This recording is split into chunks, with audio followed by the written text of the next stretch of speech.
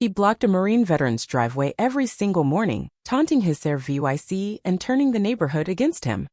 Mark Tanner wasn't just a lousy neighbor, was a levying slap in the face to basic decency, testing everyone's patience for kicks.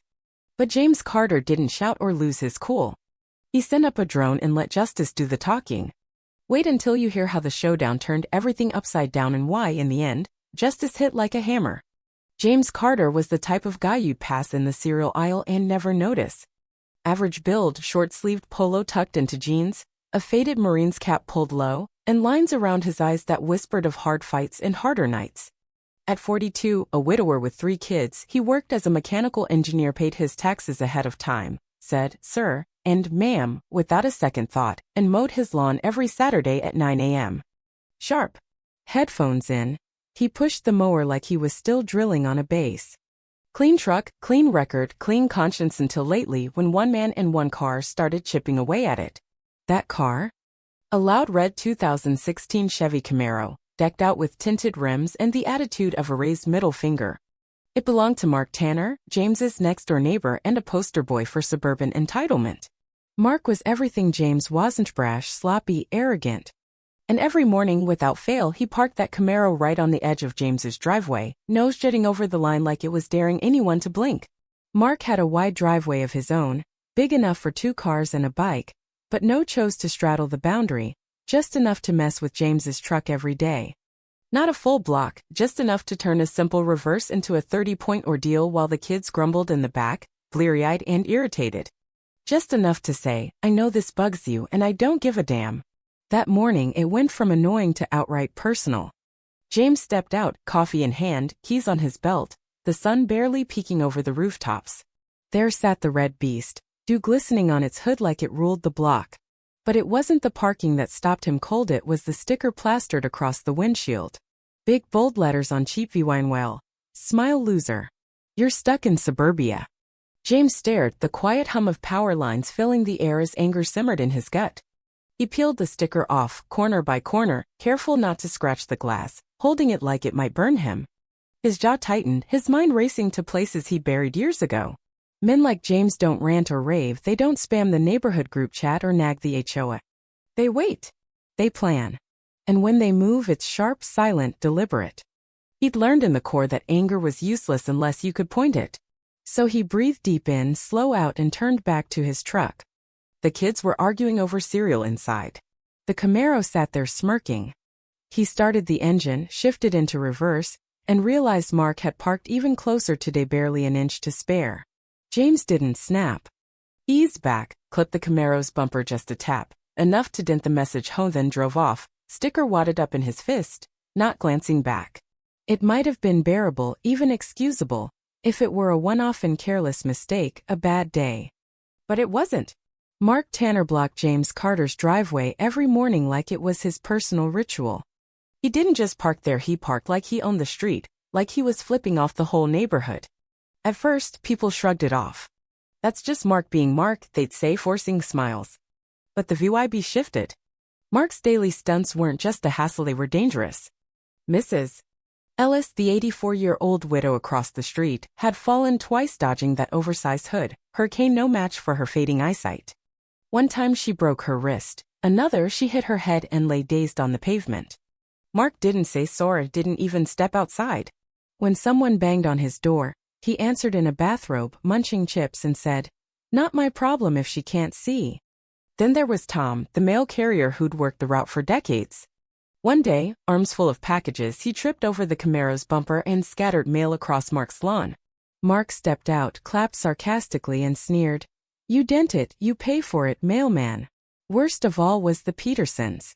Their kitchen caught fire, faulty wiring, flames climbing the wall, but the fire truck couldn't reach the hydrant because Mark's car hogged the road. They lost 2 minutes. The house made it, their cat didn't. James saw it all pile up. Mark got cockier, nastier, like he was daring someone to break. So James called the cops, not his first time, not his last. He tried talking, reasoning, laying it out like an adult. But Mark didn't care about consequence, she thrived on pushing buttons. When the officer showed up, James stood nearby, arms folded, expecting a warning to stick. Instead, Mark leaned in his doorway, grinned, and yelled loud enough for everyone to hear. What's this? Captain PTSD whining again? Gonna pull your fake gun on me, hero? James didn't budge, but inside something dark twisted. Mark didn't know about the war, about Sarah James's wife who died in a medic tent in Kandahar. He didn't know James came back with 3 kids and a promise to show them what dignity looked like, even against trash like this. Mark was stomping on every value James held, grinning all the way. The next morning started the same coffee porch, that red hood glinting like a taunt. James didn't curse or kick anything. He sipped, turned, and walked inside with a calm that would have spooked Mark if he'd had the brains to notice. James didn't call the cops again or email the HOA. He climbed to the attic, pulled down a dusty black case, and opened it. Not some store-bought drone with a selfie cam, this was military grade. Rigged with GPS and a custom paint drop system he built from scraps and quiet nights. His late wife had hated it, called it trouble waiting to happen. He'd kept it anyway because preparation was his creed. And he'd known this day was coming. He grabbed the can of bright orange paint from the garage, loaded it into the drone, checked the camera crystal clear on his tablet. Word spread fast. One neighbor saw him carrying the drone like a relic. Another texted the block. Soon, folks gathered with lawn chairs and popcorn, no music, just buzz. Even Mrs. Ellis showed up, binoculars in hand under her sun hat. Mark finally stumbled out, shirtless, clutching an energy drink, squinting. "What, you filming me now, G.I. Joe?" he shouted. "Gonna cry online with your little toy?" The drone buzzed to life, hovering, circling the Camaro. Mark's grin faded. "What the hell you doing?" James didn't yell. "Fixing it," he said, cool as ice. The drone locked in, dipped low, and unleashed a torrent of orange paint, thick, sticky, screaming across the Camaro's roof in a spiral. It swooped again, spelling jerk in blocky letters across the hood, an arrow jabbing toward the driver's seat. The crowd gasped, then erupted cheers, laughter, whistles. "Nailed it!" Tom the mailman hollered. "That's what you get, punk." Mrs. Ellis yelled, filming on her old tablet. Mark froze, drink in hand, jaw slack, then charged the car, slipped on wet paint, and face-planted into the shrubs. The cheers doubled. James walked over, drone still aloft, and helped Mark up, no gloating, just a steady hand. "Block my driveway again," he said quietly, "and I'll bring the other drone." Mark blinked. "Other?" "Yeah," James replied. "It doesn't paint. It digs." Next morning, the HOA showed up 3 stiff suits with clipboards. "Mr. Carter, we've got a complaint about military tech on private property," one said. James showed them the drone footage, Mark's car, the paint, the neighbors cheering, then slid over a list of Mark's violations: parking infractions, harassment, noise complaints, even a photo of him in a handicapped spot, burger in hand. They left stunned. Later, Mark got fined law $3,000. James got a pass and a nod for community vigilance. Mark raged while VYing the fine, yelling about vandalism. Mrs. Ellis shut him down. "You've been trashing this place for years, kid. We're just cleaning it up." No one backed him.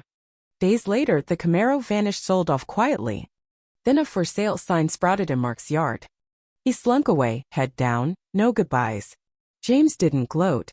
He posted the drone clip online, how to handle a neighbor without a punch, and it blew up. Millions of VYUs, memes, letters from strangers. He didn't chase the hype. He planted a tree where the Camaro once sat, his youngest naming it Peace with a tag for Mrs. Ellis. Mornings got quiet again, coffee, kids, a steady breeze. "Daddy, you didn't hit him?" his daughter asked. "Not once," he said, smiling. "Just outsmarted him." The tree grew and so did the calm.